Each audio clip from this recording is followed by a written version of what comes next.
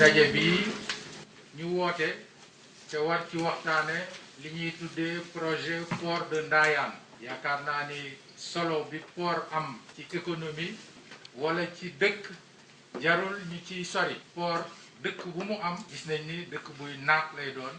moo tax tey ñu waxtaanoo nag directeur général du port ni ko dina baax ñu woote ndaje boo xamante ni service technique yi dinañ toog port autonome de Dakar toog ñi toogal askan wi ci gox yi aussi ñëw ràññee nañ ci maire yi imam yi délégué de quartier yi chef de village yi ñu ni comme mbir mi mën na intéresser ñaari département muy Mbour ak Rufisque ñu ne nañu jël ci département bu nekk ay représentants pour ñu xibaar leen lépp lu jëm ci wàllu projet bi. di am mbégte nag ñu daje fii tey tàmbali liggéey bu am solo di ñaan yàlla suñu borom defal ñu yiw ak dal ak patience ñu tàmbali ko ci bisimilahi rahmaani rahim ba nuñ koy jeexalee ci alhamdulilahi rabbil alamin di wax ni rek portu Ndayane mun nañu wax ni juróom fukki at ak juróom léegi mun nañu wax ni Sénégal mooy réew mi defar port bu bees buy tabax port bu bees kon bu Sénégal président de son excellence Macky Sall amee xalaat am gis-gis ba ne dafay tabax port bu bees war nañu nag ñun ñëpp sant suñu borom ñaan yàlla loolu yàlla suñu borom dimbali ñu ba mu taxaw ba mu am loolu mooy message bi nga xam ne bëggoon naa ko délivrer au nom du conseil d'administration du port autonome de Dakar. di rafetlu lool jataayu tey bi vraiment di wax ne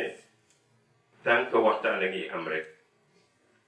juboo mën na am wala mën nañ am yaakaar. wala ñu fàttaliku ne bañ kaa fàtte ne administration territoriale ak ñi nga xamante ne ñooy élus nationaux yi ak ñi yore sécurité li leen tax di jóg di yëngatu mooy état. mais ma wax ne en tout cas maire yi nekk te seq li ñuy def ñoom ak yéen ñoo bokk gis-gis ak bëgg-bëgg si réussite politique bi nga xam ne président de la république yëkkati na vraiment dañ si sant yàlla te it joxe suñu engagement ne lépp lu ñu man ba loolu taxaw ba projet bi gaaw ñun si loolu la ñu nekk. di rafetlu bu baax a baax jeetaay bi nga xam ne comme ni ko ñëpp waxee njëriñu ñëpp la jàpp naa ne ni ngeen di doxalee mooy bu ñuy communiquer rek ñi xamul dinañu xam te bu ñu xamee dina yombalal liggéey bi kon maa ngi lay gërëm di la sant bu baax a baax. géej gi pooru Ndayane ñun ñoo ci war a gën a kontaan ñun waa xam ne waa Ndayane yàlla wërsëgal ñu loolu muy mbetteel boo xam ne macha allah kon ñu ciy gërëm le président de la république di tànn yàlla leeral tànn kii gis-gisam comme ni que honorable député waxee Moussa Sy ku xam njëriñu port yaakaar naa ne waroon naataable lii donc ñu ngi gërëm ñëpp di sant ñëpp loolu la ñu amoon lu ñuy wax par rapport à la délégation. Monsieur le préfet dama bëgg njëkk rafetlu démarche bi ngay jël yow ak sa frère le préfet du département de Rufisque parce que ñu ngi bëgg am ay fan ci réew mi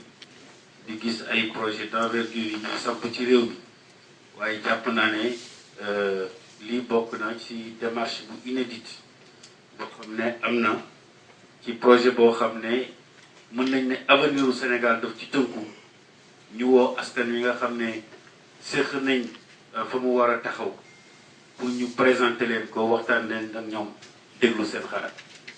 je pense que loolu c'est une démarche inédite boo xam ne dañ leen ci wax féliciter également le PCA du port et son directeur général du port. maa ngi nuyu ñëpp ci seen tur ak seen sant président dafa créer PSE Plan Sénégal émergent mais ci biir PSE dafa jox industrie maritime benn place spéciale. may sa wax na ko 750 kilomètres de côte mais boo xoolee bu baax plan d'eau wu Sénégal ni mu koy utiliser ak position géographique bi mu am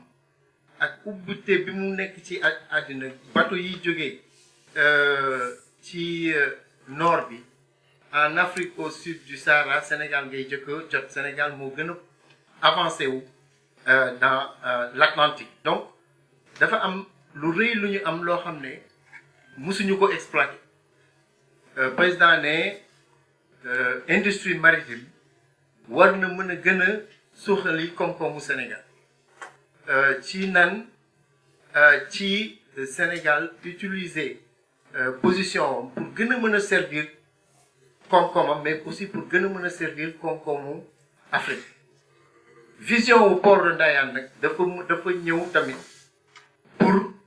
changer loolu moo tax Ndayane il faut que ñu comprendre que ne li ci président di wut mooy un changement de paradigme gis-gis la ak doxalin bu rëy mooy que ne port léegi non seulement port bu bateau di ñëw di dem la mais port u 4e génération la. ma jeexal ci opportunité yooyu surtout pour les jeunes parce que comme ni ko may sa waxee bépp dëkk yu port nekk yépp dëkk yu rëy lay doon parce que port dafa nekk dafa structurant. Donc il faut que dans les plans de développement, dans la vision du président am au niveau du PSE, il faut que mu am une déclinaison locale du PSE. jort bi ñu am mooy que ne lii soxali koom-koomu Sénégal ak lii soxali koom-koomu Afrique mën na jógee fii ci projet bi moo tax maa ngi ñaan ñu gën a di waxtaan balaa ñuy tàmbali dara dinañu continuer waxtaan yi ba nga xam ne dinañ juboo nañ ci kàddu pour que ñu déggoo di yëkkateendoo di dóorandoo. Ensemble pour un port moteur de l'émergence.